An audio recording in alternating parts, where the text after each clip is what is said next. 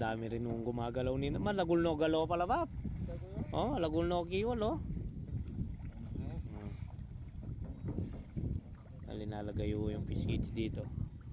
Kaya kitang kita. Auretan tulos pare, chulagyan ang bangka. Dapat may akwala rin to. Yan si bossing oh. Dapat may akwala rin to. Ay, dapat kumayo rin yun. O, Denny po, pamuntok na rin oh. Kitang kita ko kasi sa galaw ng tubig yung ganda ng magiging size ng isda kahit hindi pa ganong nakikita nga. Sa galaw pa lang yung malaking size na talaga. Ayun, meron na lumipat sa kabila oh. Paras ka ba? Paras ka rin. Paras ka rin. Ayan. Andito si Ari ba ko, ayun oh. Siya yung nadestino sa Maiwagang Galayan. Tuba ka na isan. Libo ka. Ayan. Lalam na pala. Yapi na ilalam yan. Malalim siya.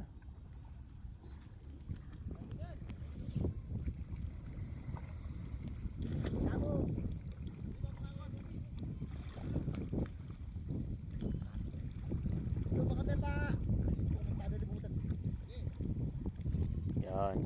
Ayos. Pwestuhan.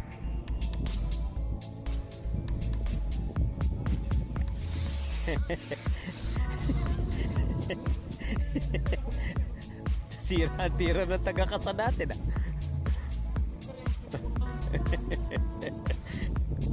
Medyo may pagka-i-blood kasi minsan ito. Madalas siyang may bawon na bawang eh. Akala namin takot sa aswang. High blood pala lagi.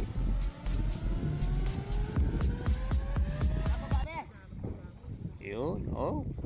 Yung mga discarding galawan na makakapagsaklaw kagad ng isda na. Yun, yung importante na saklaw doon.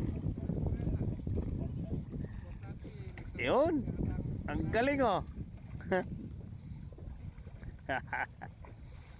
Matalon yung isda.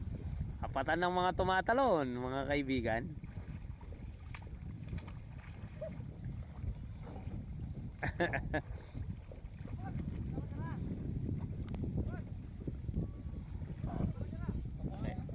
Ayan oh. Ayan, nawala na ho yung galit ng isa dahil nalagay niya na yung fish cage. Oh.